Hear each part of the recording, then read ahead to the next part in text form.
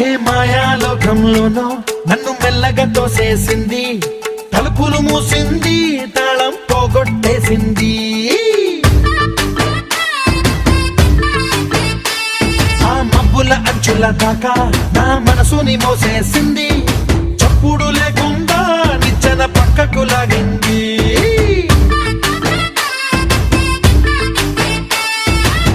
తిన్నగా గుండెను పట్టి గుప్పిట పెట్టి మూసేసింది, అందమే గంధపు గాలై మళ్ళీ ఊపిరి పోసింది.